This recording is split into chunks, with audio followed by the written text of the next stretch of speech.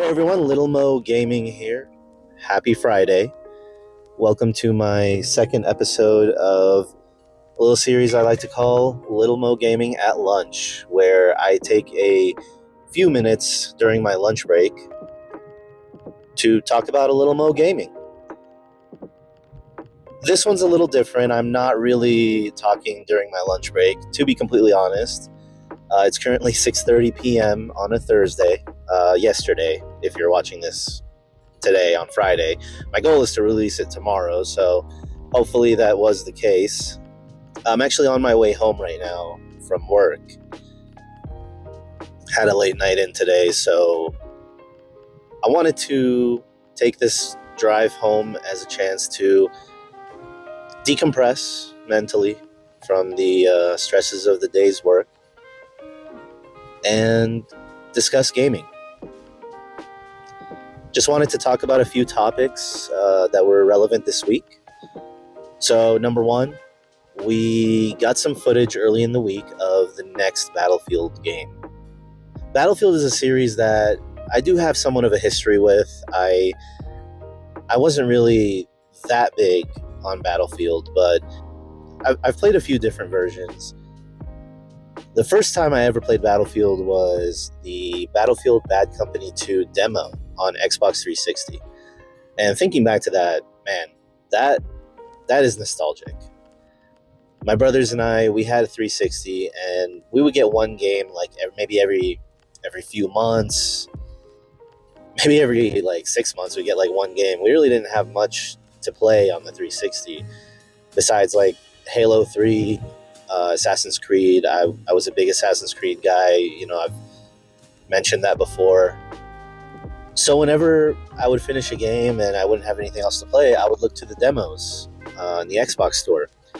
And Battlefield Bad Company 2 was a big one that we had, and I would always play it. It was so fun, just going through and destroying buildings.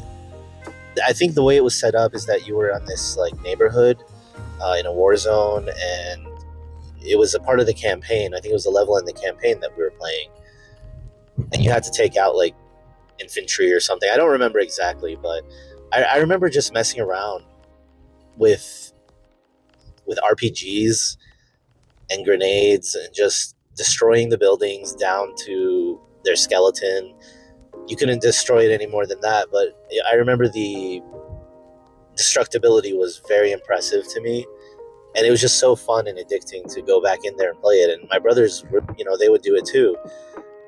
I never actually played Bad Company 2 in full, besides the demo. But after that, I played Battlefield 4 on the PS4 when that came out. Super nostalgic. It was one of the best looking games on PS4 at launch.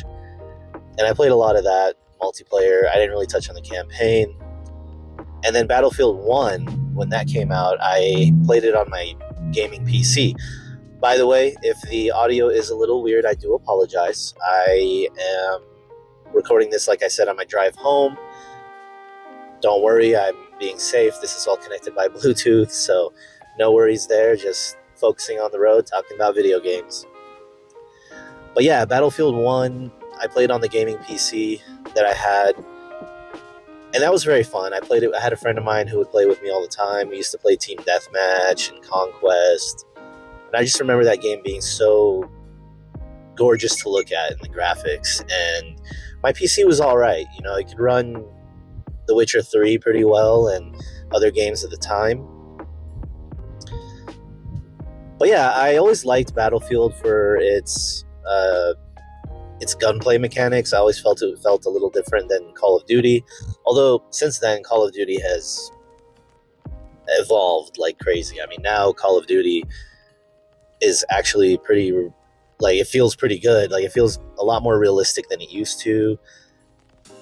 I always admired how the weapons in Battlefield had bullet drop to it, so you have to be accurate. If you were sniping from a distance, even when you were aiming with your assault rifle, it just felt a little different than Call of Duty or any other shooter. New Battlefield game does look pretty good. It was a very short trailer, so we really didn't get to see much. But I think we're going to get a lot more to see maybe in the next few months. Am I looking forward to it? Maybe. I don't know. Call of Duty is a game that I still love to play, but I don't really love it as much as I used to because of how they've changed. With it being like this big Call of Duty hub and they keep adding the games to it, you have to download 300 gigabytes of data on your console to play.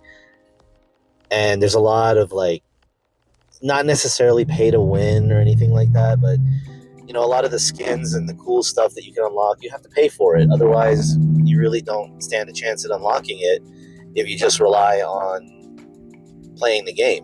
Unless you want to put hundreds of hours in, which I don't have that. I work a full-time job. That's why I like to play a lot of single-player games. I just like to jump into these multiplayer games on occasion. But we'll see. I mean, if Battlefield does come out, I didn't play Battlefield 5. I didn't play what was it, like 2042 or whatever it was called. So we'll see how this one goes. I might buy it. We'll see. Another thing this week, the Metal Gear Solid 3 Delta. I keep forgetting what it's called, but the Snake Eater remake, they revealed the collector's edition. I do like to buy collector's editions for games that I love or games that I really follow, really look forward to.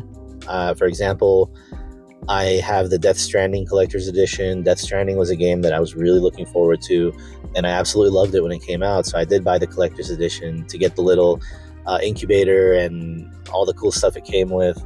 I do have some Final Fantasy ones, Final Fantasy 16, Final Fantasy 7 Rebirth. I do like to buy collector's editions from time to time, but not for everything. And this one does look cool, but it is a little pricey at $200. I don't know. We'll see. I have a feeling that it's one of those editions that is probably just going to go up in price. Like, if anything, when it releases, you probably won't be able to find it on, say, eBay for a lot cheaper than $200. I don't know. We'll have to see how that goes. And somebody was just driving against traffic. Great. I was like, what, did that just happen? That's, hey, maybe I'll start recording these on my way home, and just talk about the weird things that I see. Yeah, the streets here are pretty crazy. But anyways, so yeah, Metal Gear Solid Collector's Edition has been revealed. It's seemingly out of stock everywhere right now. I don't know if they've actually officially released it yet. So I don't know. We'll see. I may or may not get it. I really want to get it. It looks great. The little figurine it has is beautiful. And it looks cool, but I'm kind of iffy on it, to be honest. We'll see where it goes. In other news, I didn't really look too deep into it, but apparently PlayStation or Sony, they're going to stop putting PS4 games in the monthly PS Plus game releases. So, like, every month they release like 2 or 3 games for free that you can download as a PS Plus member.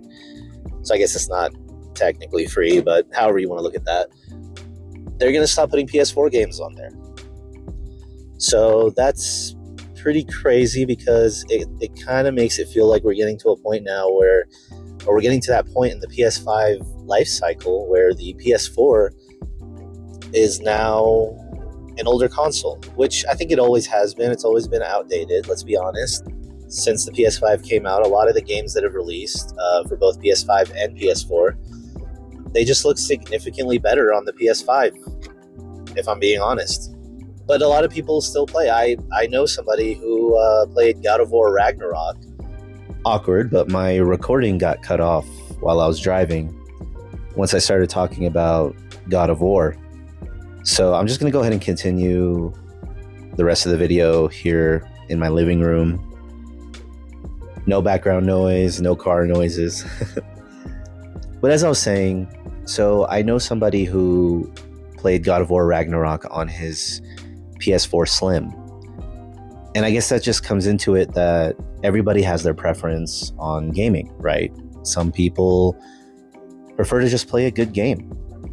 They don't really care about how the game looks or how it performs, as long as it plays good and it's fun.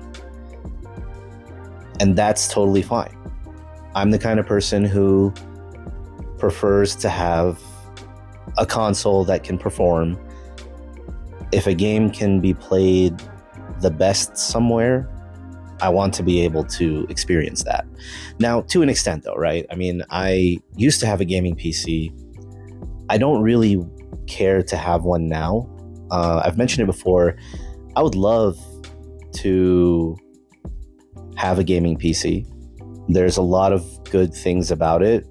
The access to all these games for super, super cheap through Steam or different websites that sell keys can be matched with console. But in terms of my current living situation, also just in terms of general enjoyment of playing on a desk versus just chilling on a couch and holding a controller, playing on your TV, I value that more. So for me, having a console like the PS5 Pro, which I don't remember if I mentioned this earlier in the video, so I might be repeating myself here.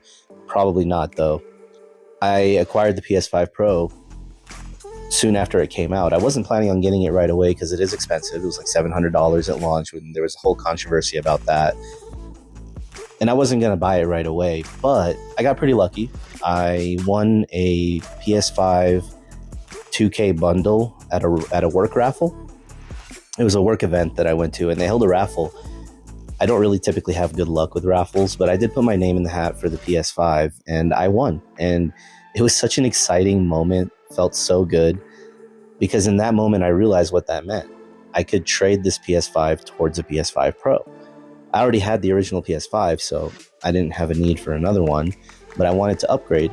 So that's what I ended up doing. I ended up taking it to Best Buy. It came with a gift receipt, and luckily they had extended the return policy dates due to Christmas and the holidays. The work event was around the holidays, near Thanksgiving actually. And I was able to trade it in towards a PS5 Pro. And as far as the difference, that covered like maybe $500 of the $700. As far as the difference, I mentioned in my last video that I had the Starfield Constellation Edition. I ended up selling that. Like I said in my last video, I don't have an Xbox, nor do I really have interest in getting one. So I ended up just selling it and using the money from that Starfield Collector's Edition to pay for the rest of the PS5 Pro. So I pretty much just traded to get it, and that felt really good. So now I have the PS5 Pro, and I can fulfill that need that I have to be able to get the best quality out of my games. And again, that's just my preference.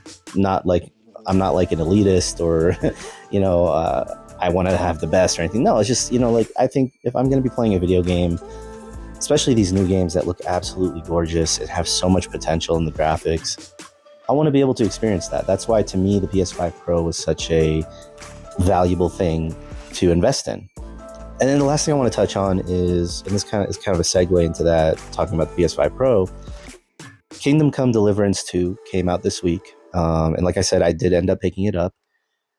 You're probably watching some gameplay right now of it. I have enjoyed what I've played so far. I haven't played much, to be honest. I'm still in the beginning. You could say I'm in Tutorial Island, like we used to say back in the day for, what was that game? RuneScape. It's really nice so far. It looks absolutely gorgeous on the PS5, and it doesn't even have anything crazy like ray tracing or anything like that. I didn't even know that it didn't have those features like ray tracing and a bunch of crazy shaders like a lot of these games have. I was reading a post about it earlier, actually. It's pretty wild. It's just purely running on the Cry engine, and it looks absolutely gorgeous, and it plays well. It's smooth. It definitely has, a little bit of that jank that was in the first game, although I can't really say that 100% just yet because I haven't played that much. Like I said, I'm still in like the tutorial island of the game. So, but yeah, it's an absolutely amazing game. I'm looking forward to jumping into it more, and it looks amazing on the PS5 Pro, is what I was getting at earlier. Looking forward to playing some more this weekend. I do have a pretty busy weekend ahead of me, so I probably won't be able to play as much as I'd like to. I'm definitely going to make some time to delve into it a little deeper. The mechanics of the game are crazy. I mean, all the different aspects of the game, crafting and the upgrades and the RPG system, it was almost a little overwhelming to really get into it, even in the tutorial part. But that's why I want to really like sit down, have a good amount of time to just really indulge in the world and get into that game. It's so nice. And I am still playing Judgment and Doom. like I said in my last video, and you'll probably see some gameplay from those games as well. Still absolutely love Judgment. I wanted to finish Judgment before Kingdom Come came out, but that didn't happen. But that's okay. You know, I don't want to stress about, you know, finishing my games on a deadline or anything like that. I love the Yakuza Judgment universe. I never really like to rush those games, so I'm going to take my time with it. Kingdom Come, another game that I'm going to have to take my time with. Doom, I'm assuming that I'm maybe at least halfway through the game. I'll probably try to finish that a lot quicker. Having a blast with it, honestly, just to pick it up at sometimes when I feel like just slashing through demons. Awesome game. I think I've hit about the 15 to 18 minute mark in this video right now, so I'm gonna go ahead and end it there. Hope you enjoyed this video. Hope you enjoyed this content. If you do, please like, subscribe. This was a LittleMoeGaming at lunch. Take care. Nice work, Henry. All right.